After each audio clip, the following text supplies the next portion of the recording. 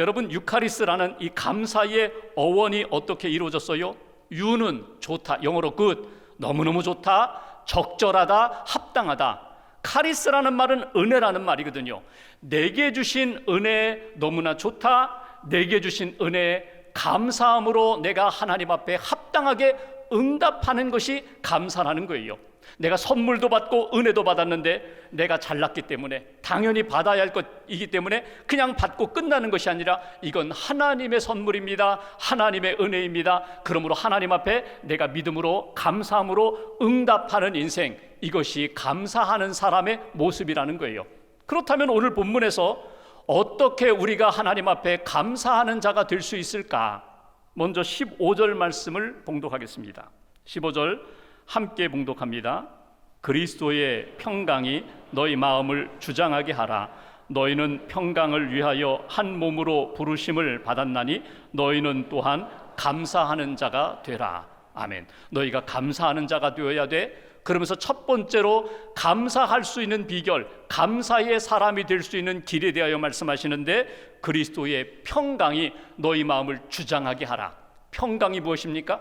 구약은 샬롬이라고 표현하고 신약은 에이레네라는 단어로 사용했어요. 그러니까 마음에 그냥 안정을 얻고 마음이 평안하고 고요하고 문제없는 그런 심리적인 상태만을 이야기하는 것이 아니라, 이 샬롬 에이레네라는 이 평강은 상태만이 아니라 관계 속에서 어려움이 없는 평강이거든요. 하나님과의 관계나 사람들과의 관계나 자연과의 관계나 나 자신의 인격 관계 속에서 어려움이 없는 것, 걸림이 없는 것, 막힘이 없는 것, 이것이 평강이라는 거예요. 이 평강을 누가 주셨다고요? 하나님이 그리스도를 통하여 우리에게 선물로 주셨다는 거예요. 근데 15절 말씀 다시 한번 보실까요? 그리스도의 평강이 너희 마음을 주장하게 하라. 그리스도의 평강이 너희 마음을 다스리게 하라는 거예요. 조정하게 하라는 거예요. 그리스도의 평강이 너희 마음의 중심이 되어서 너희를 이끌어갈 수 있도록 그리스도의 평강에 붙들리게 되면, 그의 힘을 의지하게 되면 그 평강으로 하여금 하나님 앞에 감사하는 인생으로 살아갈 수 있다. 이것이 우리에게 주시는 첫 번째 메시지예요. 어떻게 우리가 하나님 앞에 감사할 수 있고 감사하는 사람으로 살 수 있는가? 첫 번째, 그리스도의 평강으로 감사하는 사람이 될 수 있습니다. 이것이 우리에게 주시는 메시지예요. 여러분, 왜 우리가 오늘 예배를 드리며 감사절기를 지키며 왜 내 안에 감사가 없을까? 여러분, 왜 우리 안에 감사가 없어요? 그리스도의 평강이 없기 때문에 그래요. 그리스도의 평강이 없으니까 내 마음 가운데 원망도, 불평도, 초조함도, 불안함도, 이것이 내 마음속에 나를 지배하게 되니까 감사하고 싶어도 감사가 나오지 못하는 거예요. 그렇다면 사람들이 왜 평강을 잃어버렸을까? 내 안에 해결되지 않은 죄가 아직도 남아있다면 여러분, 평강을 얻을 수가 없어요. 평강의 삶을 살 수 없어요. 내 안에 죄가 있으면, 아직도 회개하고 용서받지 못한 죄가 있으면 하나님과의 관계 속에서, 사람들과의 관계 속에서, 이 자연과의 관계 속에서, 심지어 나 자신의 인격 관계 속에서 평강의 삶을 살아갈 수가 없어요. 그래서 죄의 문제를 해결해야 돼요. 죄의 문제를 해결하기 위하여 하나님이 예수님을 이 땅에 보내셨어요. 십자가의 보혈로 우리의 모든 죄를 씻어주셨어요.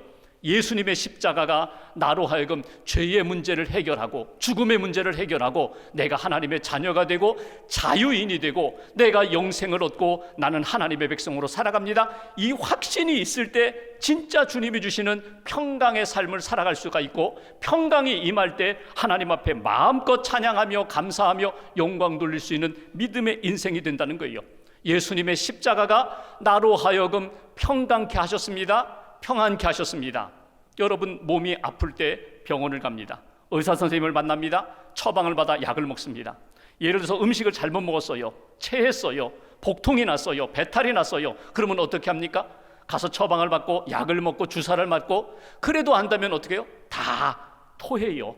위세척을 해서라도 비워요. 여러분, 육신적으로 배탈이 나거나 몸이 아프면 약을 먹고 치유받고 회복되려고 하는 노력이 있는데 영적으로 불편해요. 영적으로 평안이 없어요. 영적으로 자유함이 없어요. 그래서 내 삶이 언제나 어둡고 눌려 있어요. 그러면 어떻게 해요? 그냥 방치하세요? 아니에요. 오늘 다시 한번 그리스도의 평강이 너희 마음과 생각을 주장하게 하라. 이 말씀을 꼭 붙잡으세요. 그리스도의 평강을 어디서 얻을 수 있어요? 십자가의 복음 안에서 얻을 수 있어요. 내가 영적으로 눌려 있습니다. 내가 죄책감에 눌려 있습니다. 내가 용서받은 확신이 없습니다. 내가 하나님의 자녀 되었다는 확신이 없습니다. 다시금 십자가 붙잡고 예수님의 십자가의 보혈로 내 모든 죄를 씻어주세요. 예수님의 복음으로 나는 예수님처럼 죽고 나는 부활의 첫 열매가 되시는 예수님처럼 나도 영원히 부활하여 살 것을 믿습니다. 고백하고 믿음을 고백할 때 하나님이 내게 진정한 평강으로 채워주신다는 거예요. 그리스도의 평강이 내 안에 임하게 되면, 평강으로 내 삶이 다스림을 받게 되면 하나님 앞에 감사할 수 있는 믿음의 인생이 된다. 오래전 미국에 패트릭 맥마흔이라는 사람이 있었어요. 2차 세계대전 미국의 해군으로 참전하게 됩니다. 그런데 일본의 구축함 공격을 받아서 그 배가 그만 파괴됐어요. 그 자리에서 14명 가운데 2명이 전사했어요. 나머지 12명이 부상을 입고 이제 막 수영을 해가지고 막 이제 살아나려고 구조받으려고 하는데, 이 맥마흔은 이미 얼굴에 팔다리에 큰 부상을 입어서 도저히 수영할 수 없는 상황이 됐어요. 나는 이렇게 죽는구나, 나는 이렇게 죽는구나. 그런데 누가 와서 자기를 구명대에다가 얹더니 막 묶는 거예요. 그리고 자기를, 그 사람이 끈으로 묶어서 자기를 이렇게 끌어가는 거예요. 나중에 알고 보니까 자기의 상관인 존 F 케네디가 자기를 살려서 자기를 끌어가서 결국 살게 만들었어요. 끈에 이렇게 연결된 구명대 끈을 입에 물고 4시간 동안 수영해서 결국 자기를 살렸어요. 생명의 은인이에요. 자기는 군에 제대하고 우체국에서 그렇게 살아갑니다. 그리고 자기를 살렸던 그 케네디는 대통령까지 됐어요. 가끔 전화를 합니다. 잘 지내느냐고, 혹시 도움 필요한 것 있느냐고. 그때마다 맥마흔이 케네디에게 이런 이야기를 합니다. 제가 무엇을 더 구하겠습니까? 제 생명을 구해주신 분인데 더 이상 제가 무슨 도움이 필요하겠습니까? 저는 죽을 때까지 나를 살려주신 당신의 은혜를 나는 잊을 수가 없습니다. 감사뿐입니다. 여러분, 인생을 살다가 나를 도와주고 나를 구해준 사람의 그 은혜도 내가 평생 잊지 않는데, 나를 죄에서 건져주시고 나에게 새 생명 주신 하나님의 은혜를 우리가 어떻게 잊을 수가 있어요? 감사절이 되면 우리가 꼭 기억할 것, 예수님의 십자가를 다시 한번 바라보면서 예수 그리스도의 십자가가 곧 나를 살리신 생명의 십자가이고 내게 진정한 평강을 주신 하나님의 선물 은혜라는 것을 다시 한번 믿음으로 고백하면서, 주님 감사합니다, 하나님 감사합니다, 그리스도의 평강으로 나는 감사하는 인생이 될 수 있습니다. 이렇게 고백하면서 그 평강, 그 은혜, 그 감사를 다시 한번 회복하는 저와 여러분 되시기를 주님의 이름으로 기원합니다. 두 번째로 16절 말씀 보십시오. 16절 한 절 함께 봉독합니다. 그리스도의 말씀이 너희 속에 풍성히 거하여 모든 지혜로 피차 가르치며 권면하고 시와 찬송과 신령한 노래를 부르며 감사하는 마음으로 하나님을 찬양하고. 두 번째, 그리스도의 말씀이 너로 하여금 감사하는 자로 만들어 주신다는 거예요. 여러분, 그리스도의 말씀입니다. 예수 그리스도가 말씀이 되셨어요. 성경 말씀이 우리에게 생명의 말씀으로 우리에게 선물 주셨어요. 그런데 16절 다시 한번 보십시오. 그리스도의 말씀이 너희 속에 풍성히 거하면 능히 감사할 수 있는 사람이 된다는 거예요. 그리스도의 말씀이 풍성히 거한다는 의미가 무엇입니까? 그리스도와 연결되어 있다는 거예요. 그리스도와 연결되어서 그분이 주시는 말씀을 내가 믿고 그 말씀을 의지하고 그 말씀에 순종하고 그 말씀이 나를 이끌어갈 때에 내가 그리스도의 말씀에 풍성한 말씀으로 충만한 인생이 되어서 하나님을 찬양하고 감사하는 믿음의 길을 걸어갈 수 있습니다. 두 번째 주시는 메시지가 있어요. 우리가 어떻게 하나님 앞에 감사하는 인생을 살아갈 수 있을까? 어떻게 내가 감사하는 자가 될 수 있을까? 그리스도의 말씀으로 감사하는 자가 될 수 있다. 하나님이 내게 주시는 말씀, 성경 말씀, 기도할 때 주시는 하나님의 음성, 하나님의 뜻 깨달으면서 이것이 나로 하여금 생명길을 걷게 해주시는 말씀입니다. 붙잡고 믿음으로 고백할 때 말씀이 나를 살린다는 거예요. 처음에는 내가 말씀을 읽고 내가 말씀을 붙잡았는데 말씀이 나를 붙잡아서 하나님 기뻐하시는 길을 걸어가게 만들어주시고 그 말씀의 풍성함으로 하나님 앞에 영광 돌리는 감사의 인생이 되게 해주신다. 여러분, 이 말씀은 요한복음 15장에 나오는 예수님의 포도나무 비유의 말씀과 이렇게 연결시킬 수가 있어요. 예수님이 말씀하셨습니다. 나는 포도나무요 너희는 가지다. 너희가 내 안에, 내가 너희 안에 거하면 무엇이든지 원하는 대로 구하라. 특별히 15장 5절 말씀 보시면 여러분 잘 아시는 말씀대로 주님이 나의 포도나무가 되고 나는 주님과 연결된 존재라는 거예요. 내가 주님 안에, 주님이 내 안에 거하면 생명의 열매를 맺지만, 내가 떨어지면, 주님께서 나와 함께 하심을 내가 믿지 않고 내가 주님에서 벗어나면 나는 열매를 맺을 수가 없다는 거예요. 풍성한 삶을 살 수 없다는 거예요. 포도나무 가지, 마른 가지가 붙어 있기만 하면, 연결되어 있기만 하면 거기에서 영양분을 공급받는 것처럼 주님이 주시는 말씀과 은혜를 받을 수 있어요. 그 말씀으로 세상을 이기면서 이 어두운 것들을 밝히면서 빛의 자녀로 살아갈 수가 있는데, 연결되지 않으면 여러분 무엇이 풍성해요? 내 생각이 풍성해요? 세상의 것들이 풍성해요? 인간적인 것들이 풍성해요? 그러면 하나님의 은혜 가운데 생명의 삶을 살아갈 수가 없다. 여러분 스스로 돌아보세요. 여러분 내면 안에 무엇이 충만하고 무엇이 풍성한가? 주님과 연결되어 있다면 주님의 말씀이 풍성하여 능히 어떤 상황에서도 감사하는 사람이 될 수 있는데, 여러분 말씀에서 떠나면, 주님의 은혜 가운데 떨어지고 떠나면 결국 나는 하나님 앞에서 생명의 말씀 공급받지 못하니 결국 원망과 불평과 감사 없는 인생으로 살아갈 수밖에 없다. 요한웨슬리 목사님이 늘 강조한 것이 있습니다. 나는 새벽마다 기도할 때 오늘 주시는 말씀을 나는 받고자 한다. 오늘 주시는 말씀, 성경에 구체적으로 어디 몇 장 몇 절 그 말씀을 받으면 그 말씀 가지고 오늘 하루 주님의 사역을 감당한다. 문제가 있어요? 시험이 있어요? 풀어야 할 그런 난제가 있을 때 하나님의 말씀을 사모하고, 말씀을 반드시 주시면 그 말씀을 의지하여 내가 믿음으로 하나님 앞에 살아 결국 하나님의 영광, 하나님의 승리를 경험하게 된다. 여러분 오늘 우리가 이 땅 살아가면서 오늘 맥주감사절에 저와 여러분 각자에게 주시는 하나님의 말씀을 들어보세요. 말씀을 꼭 받으세요. 그 말씀 의지하면 여러분 그 말씀으로 능히 이기며 살아갈 수 있는, 감사하며 살아갈 수 있는, 하나님 영광 돌리며 살아갈 수 있는 믿음의 인생이 된다는 거예요. 16절을 계속 보시면 이렇게 표현합니다. 그리스도의 말씀이 너희 속에 풍성히 거하면 여러분 힘을 얻습니다. 깨달음을 얻습니다. 더 나아가 누구를 만나든지 권면할 수 있어요. 주님이 주시는 지혜로 조언해 줄 수 있어요. 내 지혜 경험이 아니라 주님의 마음입니다. 주님의 뜻입니다. 주님의 말씀입니다. 말씀으로 권면할 수 있어요. 시와 신령한 노래로 하나님을 찬송할 수 있어요. 내 감정이 아니라, 내 생각과 경험이 아니라, 내 자랑이 아니라 주님 주시는 말씀과 말씀으로 이루어진 역사에 대하여 하나님을 찬송하며 영광 돌릴 수 있는 풍성한 믿음의 인생이 된다. 여러분 다시 한번 그리스도의 말씀을 사모하시고 말씀을 가까이 하시고 내게 주시는 말씀으로 힘을 얻을 뿐만 아니라 조언하고 권면할 뿐만 아니라 하나님을 찬양하며 감사의 인생이 되는 그런 주일, 그런 한 주간 되시기를 주님의 이름으로 기원합니다. 일본의 우찌무라 간조, 그분은 참 영향력 있던 신앙인이었는데 어렸을 때에 몸이 아픈 적이 있어요. 온몸이 마비가 되어서 꼼짝하지 못해요. 누워 있어요. 그냥 눈만 껌뻑이고 귀가 열려 있고 그냥 입을 열어 말할 수 있을 정도, 온몸을 꼼짝하지 못해요. 엄마가 이제 아침에 출근할 때에 이 우찌무라 간조 누워있는 옆에다가 성경책을 이렇게 펼쳐놨습니다. 그러니까 하루 종일 손을 움직이지 못하니까 펼쳐진 그 말씀만 하루 종일 읽는 거예요. 읽고 묵상하고 읽고 묵상하고. 근데 어느 날 엄마가 펼쳐놓은 책이 고린도후서 12장 말씀을 펼쳐놓으셨어요. 12장의 내용은 바울이 육체적인 질병 때문에, 불치병 때문에 하나님 앞에 기도하는 거예요. 하나님 고쳐주세요, 고쳐주세요, 고쳐주세요. 근데 하나님이 주신 응답은 12장 9절에 보면은 내 은혜가 내게 족하도다. 이는 내 능력이 약한 데서 온전하여짐이라. 그러니까 바울이 하나님으로부터 받은 말씀을 이 우찌무라 간조가 읽으면서 그 시간 내게 주시는 말씀으로 받아들였어요.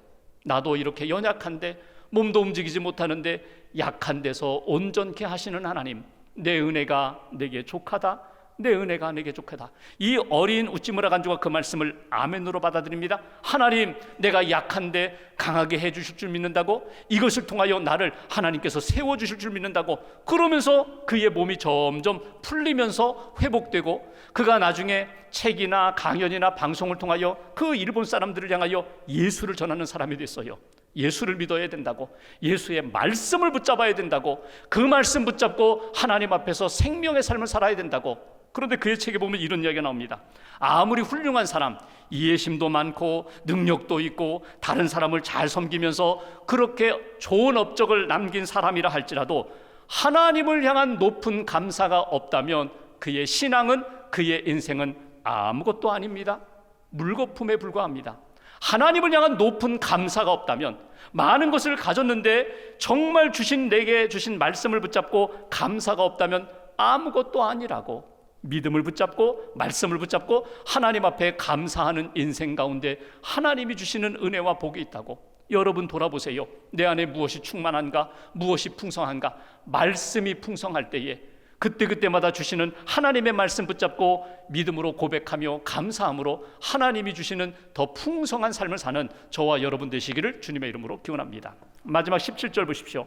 17절 함께 봉독합니다. 또 무엇을 하든지 말에나 일에나 다 주 예수의 이름으로 하고 그를 힘입어 하나님 아버지께 감사하라. 무엇을 하든지, 말에나 일에나, 무슨 말을 하든지, 어떤 일을 만나든지, 어떤 상황이든지 예수의 이름으로 하라, 이렇게 표현해요. 예수님의 이름으로 하라는 것은 예수님을 믿고 예수님의 이름으로 기도하라, 예수님의 이름으로 선포하라, 예수님의 이름으로 감당하라는 거예요. 근데 여기 중요한 단어가 나옵니다. 그를 힘입어. 그를 힘입어라는 건 뭐예요? 예수 이름을 힘입어. 예수 이름, 예수 그리스도의 그 복음을 힘입어 너희가 하나님 앞에 감사할 수가 있다. 여기 힘입어라는 표현이 디아라는 표현인데 이건 통하여라는 말이거든요. 그러니까 그리스도를 통하여, 그리스도의 이름을 통하여, 그리스도의 생명을 통하여 너희가 무엇을 하든지 하나님이 주시는 은혜 가운데 감사할 수가 있다는 거예요. 세상을 통하여, 나를 통하여, 사람들을 통하여는 때로는 높아지기도 하고 때로는 낮아지기도 하지만 예수님을 통하여, 그 이름을 통하여서는 반드시 하나님께 영광 돌리는 감사의 인생이 될 수 있다. 이것이 주시는 메시지예요. 세 번째, 우리가 어떻게 하나님 앞에 감사하는 사람이 될 수 있을까? 그리스도의 능력으로 감사하는 사람이 될 수 있습니다. 예수 그리스도의 이름을 붙잡고 선포하고 기도할 때에 감사할 수 있는 사람이 됩니다. 예수 그리스도의 능력, 예수 그리스도의 그 복음의 능력에서 벗어나지 말라고. 여러분, 이 말은 여러분, 우리가 예수님의 이름이 생명이거든요, 구원이거든요, 능력이거든요. 예수님의 이름을 붙잡으면 내가 감사할 수 있도록 하나님이 이끌어 주신다는 거예요. 예수님의 이름으로 감사했더니 나로 하여금 내가 풀지 못한 문제에 대하여 하나님이 놀라운 기적으로 하나님이 우리를 세워주신다는 말씀이에요. 그러니까 항상 내 입술에, 내 마음에, 내 신앙생활에 예수의 이름이 떠나서는 안 돼요. 기도할 때 마지막에 붙이는 예수님의 이름으로 기도합니다. 여러분, 그것만이 아니라 내 인생의 출발도, 내 인생의 과정도 마침도 언제나 예수와 함께 예수의 이름으로 나는 감당합니다. 거기에 능력이 있고 거기에 하나님의 기적이 나타나게 된다. 예수의 이름으로 나아갈 때 감사하는 인생이 될 수 있다. 예수님이 왜 우리의 가장 귀한 선물이 됩니까? 예수님의 이름이 왜 우리 인생의 가장 중요한 열쇠가 됩니까? 예수님의 이름 붙잡고 나아갈 때 하나님의 놀라운 역사가 나타나기 때문에 그래요. 사도행전 3장에 보면 베드로와 요한이 성전에 올라가다가 나면서부터 걷지 못했던 장애인을 만납니다. 한 푼 달라고 할 때에 베드로가 이야기하죠. 사도행전 3장 6절 말씀, 은과 금은 내게 없지만 내게 있는 것 내게 주노니 예수 그리스도의 이름으로 일어나 걸으라. 베드로 많이 배우지 못했어요. 사실 별로 능력이 없어요. 근데 예수의 이름 붙잡고 믿음으로 선포할 때 그 장애인이 일어나는 기적을 경험하게 됩니다. 예수의 이름에 놀라운 역사가 있는데 왜 나에게는 그런 역사가 나타나지 않을까? 왜 나는 그런 놀라운 은혜를 체험하지 못할까? 여러분, 스스로 돌아보세요. 나를 의지하기 때문에 그래요. 내가 의지하는 것에 딱 제한을 두기 때문에 그래요. 내 생각, 내 감정, 내 능력, 내 의지, 내 노력, 거기에 딱 틀을 맞추어서 내가 하려고 하면은 딱 제한, 거기에 걸리게 됩니다. 여러분, 틀을 깨뜨리세요. 내 힘은, 능력은 제한적이지만 하나님의 능력은 영원하다. 예수 그리스도의 능력, 이름에 힘이 있다, 능력이 있다. 선포하며 나아갈 때 하나님이 이루어 주시는 놀라운 역사를 우리가 경험하게 될 줄 믿습니다. 구약의 다니엘을 여러분 기억하시죠? 포로로 끌려갔어요. 바벨론의 포로 생활하면서 그가 하나님의 은혜 가운데 총리까지 오르게 됩니다. 그런데 사람들이 시기하잖아요. 다니엘을 없애려고 하는데 방법이 없어요. 흠이 없어요. 그래서 그가 가지고 있는 믿음을 가지고 함정을 팝니다. 다니엘이 하나님을 향하여 기도하는 모습을 보고 조서를 꾸미죠. 왕의 도장을 받죠. 30일 동안 왕 외에 다른 어떤 신에게나 누구에게 기도하고 절하면 사자굴에 던져놓는다. 그런데 다니엘서 6장 10절에 보면 다니엘이 어떻게 했다고요? 이 모든 것을 알고도 예루살렘을 향하여 창문을 열고 무릎 꿇고 하루 3번 하나님께 기도했다는 표현이 나와요. 그런데 6장 10절 마지막 부분에 이렇게 표현하고 있습니다. 기도하며 그의 하나님께 감사하였더라. 내 기도를 들어주시는 하나님, 하나님 앞에 기도하며 감사하였더라.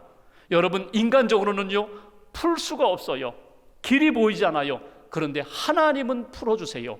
하나님은 오히려 놀라운 일들로 만들어주세요. 그 하나님을 믿고 감사하였더라. 결국 다니엘이 사자굴에 던져졌지만 오히려 살아계신 하나님을 증거하는 놀라운 기적을 경험하게 만들어주시잖아요.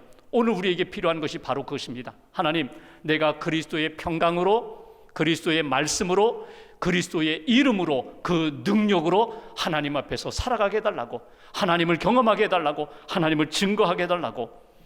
브루클린 교회에서 사역하셨던 에반스 목사님이 암 진단을 받으셨어요. 투병 생활하는 가운데 본인이 딱 투병 신조 4가지를 딱 벽에다가 붙이고 그렇게 투병 생활을 하셨어요. 첫째, 결코 불평하는 말을 하지 말자. 원망하지 말자. 둘째, 집안의 분위기를 밝게 하자. 내가 이렇게 힘들고 아프다고 해서 사람들까지 어둡게 하지 말자. 불을 밝혔어요. 환하게 집안을 밝히고 무슨 대화를 하든지 어두운 이야기 하지 않았어요. 신앙적인 이야기 했고 소망적인 이야기 했고, 그리고 3번째, 내가 받은 복을 헤아려 감사하자. 지금은 이렇게 몸이 아프지만 이미 받은 은혜와 복이 너무나 많다. 그래서 하나님이 주신 은혜와 복에 대하여 늘 감사하는 고백을 했어요. 감사를 표현했어요.